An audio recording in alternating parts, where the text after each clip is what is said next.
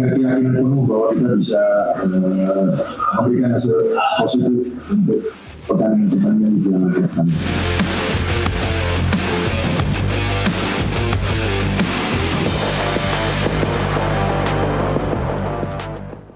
Kembali di NTV Dialog Prime pemirsa, 30 tahun bukanlah waktu yang sebentar bagi pendukung Timnas Indonesia yang dahaga akan tahta tertinggi sepak bola Asia Tenggara.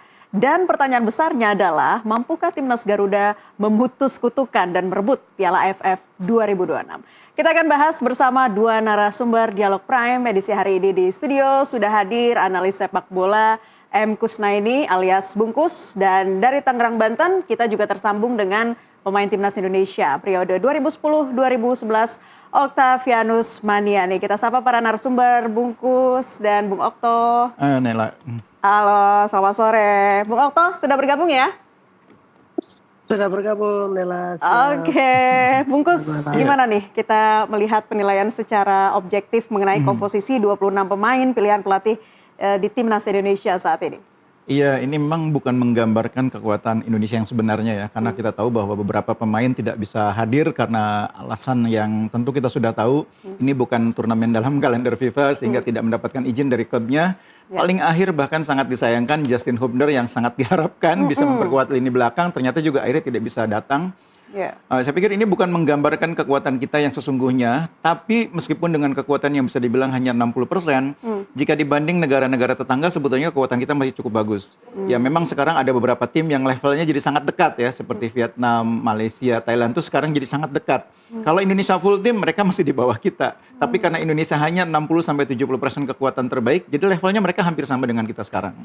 Oke, Bung Okto, melihat dari pengalaman Anda dulu di lapangan ya, seberapa padu sih kombinasi pemain senior dan juga debutan di skuad saat ini, Bung Okto?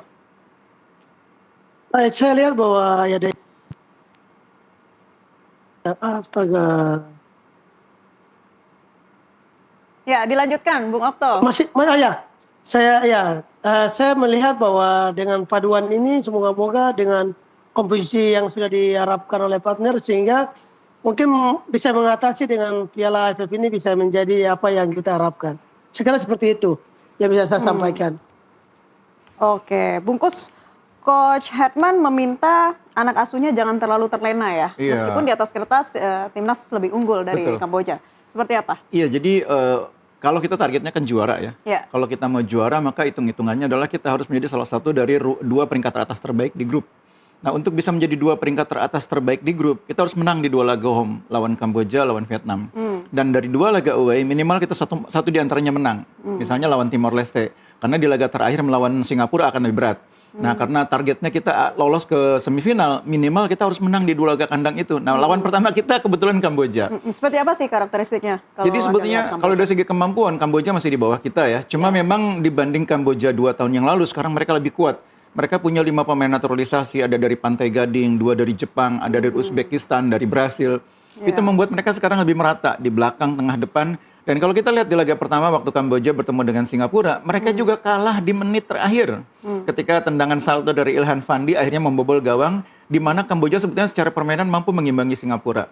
Jadi menurut saya meskipun kita di atas kertas lebih kuat, bahkan rekor pertemuannya sangat jomplang dominan Indonesia, tapi kita tidak boleh menganggap remeh Kamboja karena mereka punya motivasi. Kalau mereka kalah lagi, peluang lolos berat. Jadi sangat mungkin mereka akan berjuang supaya tidak kalah. Mereka sadar kalau menang itu sulit lawan Indonesia, tapi mereka akan berjuang supaya nggak kalah. Itu yang bahaya. Oke, Bung Okto, ceritakan lagi dong pengalaman Anda selama di lapangan. Tekanan-tekanan seperti apa sih yang perlu diwaspadai timnas saat ini? Kalau untuk waspadai kayaknya tidak ada ya. Yang saya cuma bilang di sini tadi betul di Bang Bul dibilang, kita jangan anggap remeh, sepak bola jangan anggap remeh. Kalau kita anggap remeh, kita bisa kewalahan nanti. Apalagi kalau untuk kita bilang gerak sifat kita kan memang kita di atas. Cuma sekarang yang tadi dibilang karena Kamboja ini dia mulai tampil di tahun-tahun akan datang ini, dia sangat luar biasa dengan komposisi pemain mereka. Saya kira seperti itu yang bisa saya sampaikan. Untuk para pemain muda dan juga debutan, pesannya seperti apa Bung Okto ketika tampil di lapangan mengenakan identitas Garuda? Kalau itu bisa salah satu motivasi mereka bahwa bisa tampil untuk Indonesia, untuk bermain yang terbaik untuk Indonesia. Karena setiap pemain pasti punya kerinduan yang membuat kerinduan untuk bisa bermain yang baik untuk bisa mengarai kemenangan ini untuk partai selanjutnya. Jadi pemain-pemain pasti punya motivasi tersendiri lah. Saya kira seperti itu sih. Oke, Bungkus sekarang kita bahas dari lini per lininya ya. Catatan Anda seperti apa? Kita mulai dulu dari lini belakang ya. Kemungkinan diisi oleh duet Rizky Ridho, Shane Patinama dan juga ada back tengah seperti itu. Bagaimana melihat pertemuan ini? Iya, kalau melihat dari beberapa hasil latihan, uji coba, memang ada kemungkinan Coach Sherman itu akan bermain dengan formasi 4-2-3-1. Tapi sebelumnya dia juga sering bermain dengan formasi 3-4-3. Dan kalau kita lihat dari 8 pemain yang belakang dipanggil, itu ada 5 yang posisinya center back. Artinya tidak mustahil Coach Sherman akan bermain dengan formasi 3 di belakang. Nah, kalau 3 di belakang, sangat mungkin sentralnya itu nanti Jordi Amat misalnya ya. Kemudian di kanan ada Rizky Ridho, di kiri bisa Shane Patinama. Tapi bisa juga bergeser menjadi Rizky Ridho yang di tengah, kemudian di kanannya ada Sandy Walsh, di kirinya Shane Patinama. Tidak mustahil juga ada Brian Fatari di sana. Ini 3 pemain yang menurut saya karakternya cukup baik untuk mendukung Rizky Ridho, karena mereka punya kecepatan, duel bola atasnya bagus. Yang penting itu saya pikir kecepatan mereka harus diimbangi juga dengan permainan kolektif. Karena pertahanan semata hanya mengandalkan 3 bek tengah tentu akan sulit. Nah, saya nggak tahu apakah nanti akan bermain dengan formasi 3 atau 4. Yang jelas kalau kita bermain dengan 3 di lini belakang, 3 pemain itu yang paling berpeluang. Tapi kalau kita bermain dengan formasi 4 di belakang, maka duet utamanya kemungkinan besar adalah Rizky Ridho yang akan berduet dengan Jordi Amat atau dengan Sandy Walsh. Kemudian di kanan ada kemungkinan akan diisi oleh pemain-pemain yang punya karakter menyerang ya. Mungkin pilihan-pilihannya lebih terbatas ya, karena Sandy Walsh ini akan sangat mungkin digeser juga jadi bek kanan dalam formasi 4. Dan di kiri kita masih punya banyak pilihan, ada Shane Patinama, ada Donitri. Jadi di kiri ini variasinya akan lebih banyak dibanding di kanan.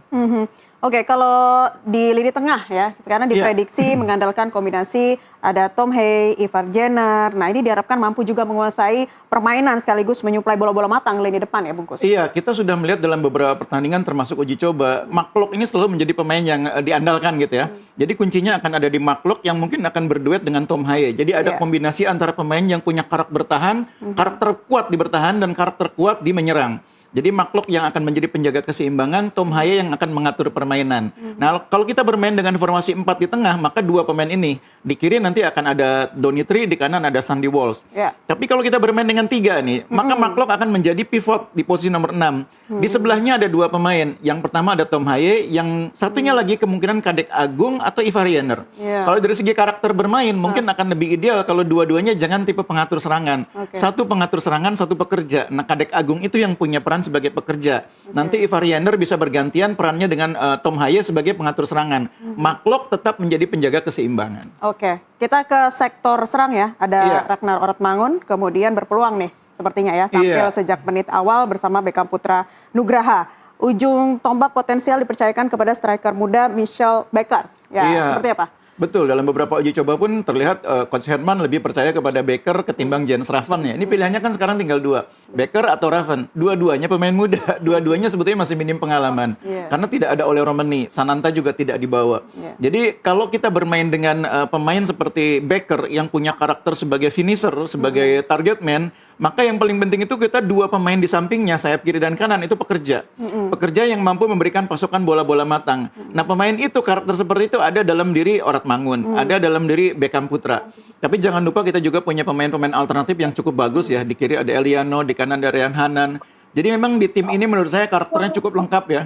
Ada yang punya kemampuan sebagai pendobrak, ada yang punya kemampuan sebagai pengatur serangan, ada yang punya kemampuan sebagai pemain yang main dari second line, yang banyak memanfaatkan second line. Jangan lupa kita masih punya Marcelino, yang mudah-mudahan kondisinya cukup bugar untuk bermain di laga ini. Tapi Becker ini menjadi debut pertamanya ya? Iya, dan ini menarik ya, debut pertama menjadi langsung starter, karena memang pilihannya tidak banyak. Nah, yang menarik kita ini kalau main dengan Becker ini kan tingginya hampir 2 meter ya. Salah satu pemain paling tinggi di tim kita ya. Artinya dia punya kelebihan dalam duel bola atas. Sekarang perhatikan waktu Kamboja lawan Singapura. Babak kedua, Singapura tuh hampir memenangkan seluruh duel bola atas lawan Kamboja, terutama di area pertahanan lawan. Nah, kalau Indonesia mau memanfaatkan postur Becker, maka kita harus punya pemain-pemain sayap yang bagus crossingnya. Dan itu tidak harus 3 pemain yang di depan. Dua fullback kita, kalau misalkan Sandi main di kanan, Donitri di kiri, itu harus berani early crossing. Jadi begitu mereka masuk ke area pertahanan lawan, nggak perlu nunggu sampai garis, berani early crossing supaya backer punya kesempatan untuk duel bola atas. Oke, kita tanyakan juga ke Bung Okto ya, melihat gambaran secara garis besar nih, Bung Okto, formasi yang kurang lebih nantinya akan dipasang oleh Coach Hetman. Seperti apa sih kalau Bung Okto melihatnya? Iya, yang tadi disampaikan sudah sangat jelas ya. Kalau kita harus memanfaatkan dari second wing, karena kita punya posturnya tinggi. Jadi kita bisa bermain dari wing-wing, sehingga early cross atau crossing itu sangat membantu untuk kita bisa finishing yang bisa menjadi target goal seperti itu. Itu yang mungkin saya sampaikan. Oke.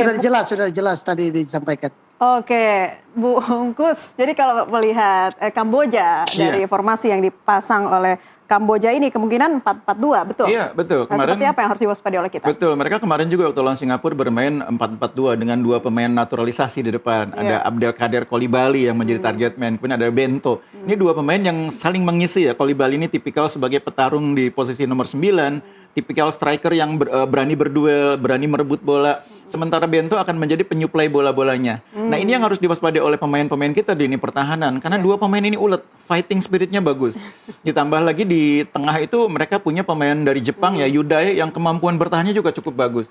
Jadi menurut saya secara kemampuan, secara kualitas kita masih di atas Kamboja. Yang tidak boleh terjadi adalah kalau kita lengah. Nah, ini kalau kita lengah, pertahanan kita kecolongan, kadang-kadang kita recovery-nya agak sulit. Ini salah satu problem kita ya. Kalau kita ketinggalan itu kita ngejarnya agak sulit. Mudah-mudahan kita jangan sampai kecolongan. Kita memanfaatkan keunggulan materi pemain kita, kualitas pemain kita untuk mencetak gol lebih dulu. Dan bukan sekedar mencetak gol lebih dulu. Kalau perlu mencetak gol dengan jumlah lebih dari 1. Itu akan lebih menenangkan permainan pemain kita di lapangan. Oke, jadi harus lebih agresif sejak awal ya. Harus gaspol dong nih, Bungkus. Ya, bukan berarti kita harus gaspol, harus segera terburu-buru mencetak gol ya. Tapi harus sejak awal bisa mengendalikan permainan. Karena materi pemain kita masih di atas Kamboja. Oke, kita tanya lagi ke Bung Okto. Bung Okto, waktu itu sebagai pemain sayap ya? Benar ya, Bung Okto? Sangat benar. Siapa nih timnas sekarang yang menurut Bung Okto gaya-gaya permainannya mirip lah sama seperti Bung Okto? Ceritain dong. Kalau saya sendiri dengan sampai sekarang belum ada ya. Dan kita tahu bahwa iya, karena saya kemarin sempat nonton juga, sangat mengagumkan kita punya pemain muda yang memang masih egois untuk memberikan suplai yang terbaik untuk target man. Mudah-mudahan dengan materi baru ini mungkin bisa ada perubahan untuk kita punya pemain-pemain muda yang dipanggil oleh timnas Indonesia. Itu yang mungkin saya bisa sampaikan. Nah, jadi dari pengalamannya Bung Okto, gimana sih untuk meredakan ego tersebut ketika tampil di timnas? Kalau kita bicara tim, karena tim itu sangat penting, sehingga memang ada peluang-peluang yang memang harus dikasih, jangan main individu, sehingga harapan yang kita harapkan bisa mencetak gol pertama itu bisa terwujud. Saya kira seperti itu sih. Nah, sekarang kan juga banyak pemain mudanya ya, yang mungkin bisa dibilang harus banyak pengalaman juga, dan mungkin ya sektor ego tadi harus bisa lebih diredam lagi. Pesan dari Bung Okto seperti apa? Kalau pesan dari saya, mungkin kita main untuk tim, kita bicara tentang tim, kita jangan terlalu banyak individu, dan kita lihat situasi individu itu di mana, sehingga apa yang bisa diharapkan untuk target man untuk mencetak gol itu terbuka untuk kita semua, karena harapan kita bahwa kita mau menang untuk pertandingan hari ini. Saya kira seperti itu sih. Oke, Bungkus, jadi balik lagi, strategi apa begitu yang perlu dimainkan oleh para pemain kita dan juga dipasang oleh Hetman menghadapi Kamboja? Ini kan laga awal, sementara Kamboja juga karena sudah kalah dari Singapura, maka menginginkan kemenangan juga. Seperti apa yang harus kita waspadai? Iya, jadi kalau analis tim mungkin akan membuat penilaian seperti ini. Kamboja akan berusaha menang di laga ini atau setidaknya mendapatkan poin supaya mereka tidak kalah. Mereka akan main lebih fight. Nah, gimana kita mengatasi itu? Kalau cara main kita kan sebetulnya mungkin tidak akan banyak berubah dari formasi 3-4-3 atau 4-2-3-1 ya. Itu saya pikir di beberapa pertandingan ya formasinya kurang lebih seperti itu. Materi pemainnya juga sudah bisa kita tebak tidak akan bergeser dari apa yang sudah kita bahas tadi. Yang penting itu bagaimana kemudian menerjemahkan formasi itu, game plan itu di lapangan dengan baik. Nah, kadang-kadang persoalan kita kan seperti yang saya bilang tadi, 15 menit awal itu kadang-kadang kita tidak tenang. Nah mungkin Coach Herman harus bisa mendorong pemain agar lebih fokus di 15 menit awal, jangan membuat kesalahan, sambil melihat situasi bagaimana cara meredam lini tengah Kamboja. Jadi Kamboja ini nanti akan berani untuk bermain lebih agresif ya, tidak lagi bertahan terlalu dalam, berani lebih main di tengah middle block, dan itu akan membuat pertarungan di tengah ketat ya. Pemain-pemain kita ini harus mewaspadai fighting spirit mereka. Kalau kita sudah bisa mengontrol lapangan tengah, sudah bisa mengalirkan bola dengan baik, kemudian bisa mendikte permainan mereka, semuanya akan lebih mudah bagi kita. Seperti yang saya bilang tadi, secara kualitas kita masih di atas Kamboja. Yang penting itu eksekusinya di lapangan, jangan terlalu percaya diri dan jangan bikin kesalahan. Karena kesalahan akan membuat kita tertekan kalau sampai kebobolan lebih dulu. Oke. Bungkus, melihat kepelatihan dari Hartman, gimana prediksi Anda? Karena kita sudah haus gelar ya, sudah 30 tahun menanti Piala AFF. 6 kali loh kita ketemu di final. Jadi memang 6 kali gagal di final itu memang menjadi sebuah catatan sejarah tersendiri ya. Tapi menurut saya gini, sebetulnya Piala AFF ini kan sebetulnya bukan tujuan utama ya. Kita ini memilih Hartman itu bukan untuk jadi juara AFF, tapi untuk ke Piala Dunia. Piala Dunia Piala ya. Dunia. Yang Karena, 64 itu kan. Betul. Nah harapan kita kan lolos ke Piala Dunia 2030. Tapi oke lah, Piala Dunia masih cukup panjang. Sekarang yang di depan mata adalah AFF. Tentu akan lebih bagus lagi kalau Coach Herman bisa memulai tahun pertamanya dengan sebuah pencapaian ya. Ini kan yang sering dikritik ke pelatih lama. Main bagus, nggak ada gelar katanya. Kalau Herman bisa membuktikan bisa membawa kita juara AFF, tentu akan menambah kepercayaan publik, kepercayaan dari federasi, PSSI kepada dia, dan pada saat bersamaan menaikkan moral tim. Jadi kita ini kan sempat berada di kondisi moral yang sangat tinggi ya ketika kita sudah mencapai kualifikasi yang cukup jauh, putaran ketiga, putaran keempat. Tapi kemudian ketika kalah secara beruntun yang membuat kita gagal lolos ke Piala Dunia, tim ini moralnya agak turun. Nah sekarang di era Hartman, dia sedang mencoba mengembalikan moral tim ini, kepercayaan diri pemain. Dan 4 laga awal dia, menurut saya menunjukkan kinerja yang cukup bagus. 3 kemenangan, hanya sekali kalah dari Bulgaria. Tim mulai menemukan kembali kepercayaan dirinya. Bahkan kalau kita lihat laga-laga terakhir Timnas, itu kita mainnya sudah sangat bagus. Saya bahkan mengatakan bahwa Timnas ini sebetulnya mainnya udah di level minimal 8 besar Asia dari secara main ya. Sayang memang kita waktu itu ketika di kualifikasi putaran keempat justru timnya agak menurun performanya. Kalau performanya seperti kemarin di laga 4 pertandingan pertamanya Hartman, kita sebetulnya punya peluang untuk lolos ke Piala Dunia kemarin. Wah, sebetulnya ya, besar tapi itu sudah lewat. Kita tunggu ya nanti 2030. Tapi Bung Okto, coba jelaskan lagi dong apa yang disampaikan oleh Bungkus. Gimana sih menerjemahkan gameplay dengan baik, terutama di menit-menit awal nih, supaya kita juga tentunya bisa bermain lebih tenang gitu. Kepercayaan diri boleh, tapi tadi Bung Gus bilang jangan terlalu confident. Jadi ketika kita bermain dengan tim, pasti kolektif tim itu akan rapi, dan dari sisi yang sudah diberikan oleh Coach Hartman sendiri untuk taktiknya, mudah-mudahan malam ini bisa berjalan sesuai dengan harapan kita. Seperti itu sih yang bisa saya sampaikan. Oke, kalau Bung Okto sendiri pandangannya terhadap kepelatihan timnas saat ini seperti apa, Bung Okto? Terhadap Coach Herman tentunya. Coach Herman ini kan baru menjadi direktur timnas Indonesia. Saya mudah-mudahan dengan kesempatannya dia bisa membuktikan bahwa langkah-langkah untuk 2030 akan terlihat dari sekarang. Mudah-mudahan dengan kepelatihannya ini, mudah-mudahan bisa membawa harapan untuk AFF untuk bisa menjadi juara. Itu yang mungkin saya bisa sampaikan. Oke. Bungkus, karakteristik pemain timnas saat ini melalui racikan Hartman, seperti apa Anda melihatnya? Mereka sudah punya cukup mental yang mumpuni untuk tampil di Piala AFF sekarang. Kita bicara dulu soal karakter bermainnya Hartman. Jadi sebagai pelatih sejak dia menangani Kanada, dia menyukai pemain-pemain yang mau bekerja untuk tim ya. Mau bekerja secara kolektif, mau melakukan pressing, tidak hanya istilahnya tidak terlalu banyak mengandalkan permainan individu. Dia suka pemain seperti itu. Jadi artinya kalau pegang bola, dia pemain nggak terlalu lama pegang bola, tapi banyak main kombinasi. Dan itu tercermin di laga-laga kemarin waktu pertandingan FIFA Matchday ya. Nah, pemain-pemain sekarang dituntut untuk lebih cepat mengalirkan bola, lebih cepat menemukan ruang-ruang kosong yang bisa dimanfaatkan oleh striker kita. Sayangnya memang skema yang sudah bagus itu kemarin terjadi ketika kita pakai strikernya oleh Romani.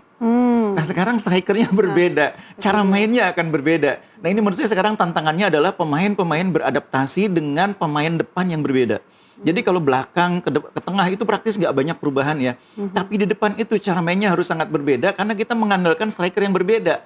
Gaya main oleh Romani dengan gaya main Raven dengan gaya main Becker itu sangat berbeda. Nah ketika kita bermain dengan tipe striker seperti Becker, maka dia tidak akan terlalu banyak bergerak keluar kotak penalti. Dia akan lebih banyak menunggu di kotak penalti. Nah pemain-pemain yang lain harus pintar mendapatkan celah supaya bisa mengirim umpan matang. Beda dengan Ole bisa menjemput bola dari tengah, bisa mengolah sendiri, berkombinasi dengan Ragnar, berkombinasi dengan Beckham, one to touch, menciptakan situasi kemelut dan akhirnya dia bikin gol. Kalau Becker enggak, gaya mainnya enggak gitu. Jadi pemain-pemain yang di tengah, kalau katakanlah kita bermain dengan 2 gelandang, kemudian ada 2 wing, itu harus pintar berkombinasi, membuat Becker ini mendapatkan ruang, mendapatkan umpan.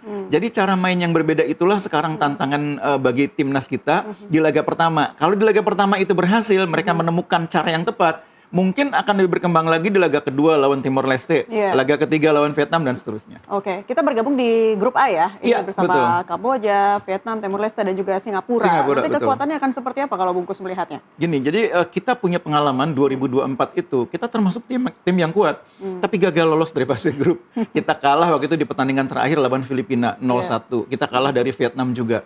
Nah, dari pelajaran 2024 itu ada satu hal yang paling penting. Jangan mengandalkan hasil akhir nanti di laga penutup, di laga keempat. Jangan di situ, karena itu sangat berisiko. Nah, kalau bisa 3 laga pertama itu sudah memberi kepastian kita lolos sebagai 2 besar. Entah itu sebagai peringkat pertama atau kedua. Itu artinya kan seperti yang saya bilang tadi, 2 kali menang home, 1 kali menang away di kandang Timor Leste.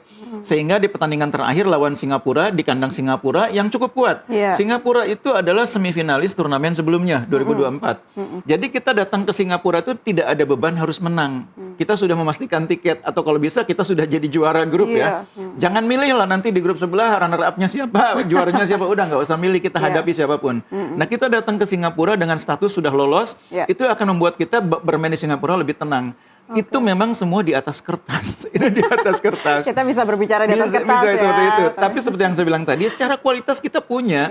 Kita di atas Kamboja, kita di atas Timor Leste, kita di atas Singapura. Mungkin dengan Vietnam yang agak imbang dengan materi yang ada sekarang ya. Karena itu menurut saya, kunci yang paling krusial nanti adalah ketika kita berhadapan dengan Vietnam. Kita harus menang. Nah, supaya di laga melawan Vietnam kita harus bisa menang, kita harus membentuk permainan tim dulu, udah jadi nih.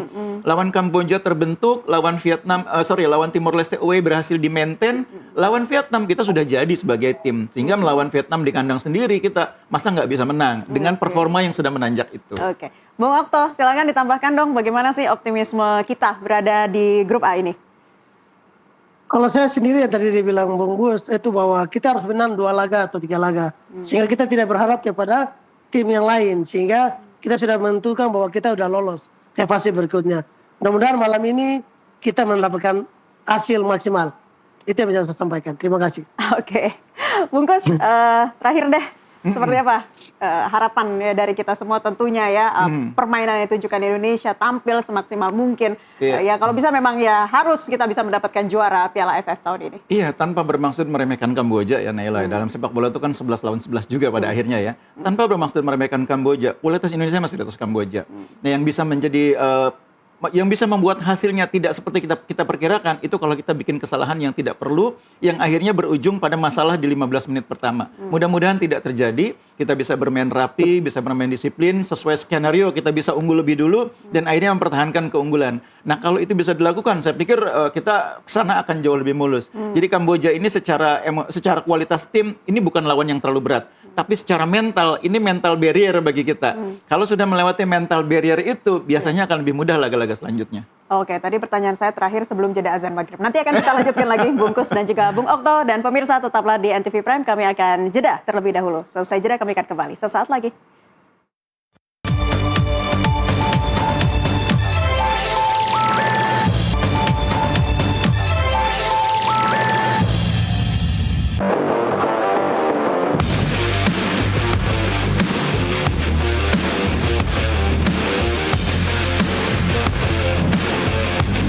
Dengan keyakinan penuh bahwa kita bisa memberikan hasil positif untuk pertandingan-pertandingan di Piala AFF.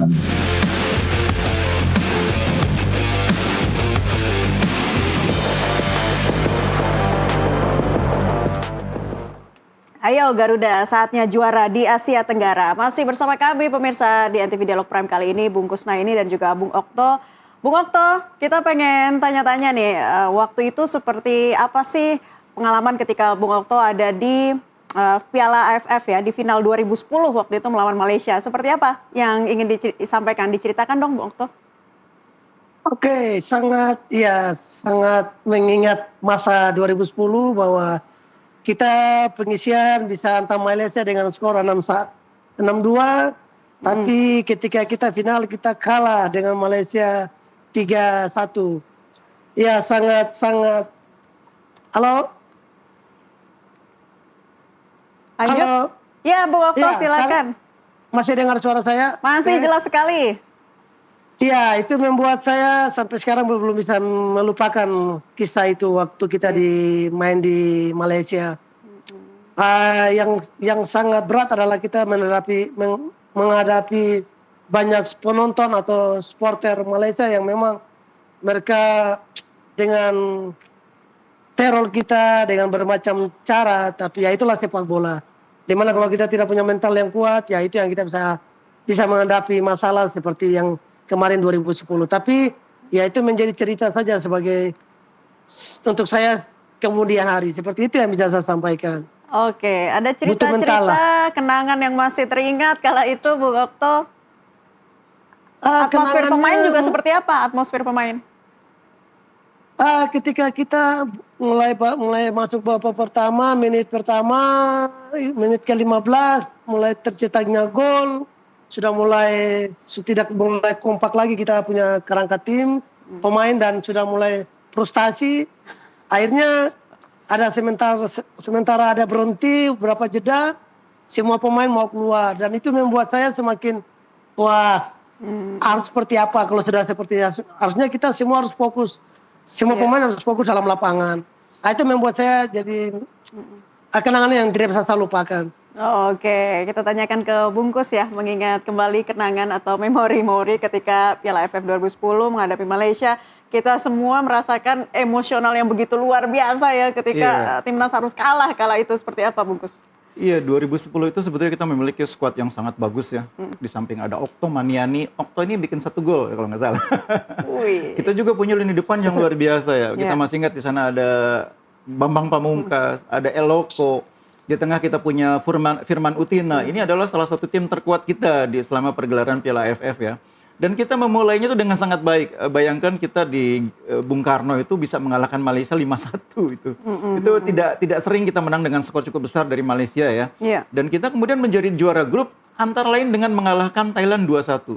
Jadi kita menjadi satu-satunya tim di 2 grup itu yang mainnya selalu menang di 3 laga pertama.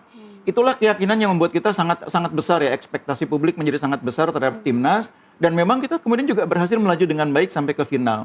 Tapi memang di luar dugaan di final leg pertama kita kalahnya cukup telak dan itu yang membuat kita seolah-olah di laga kedua tuh harapannya udah betul-betul down ya.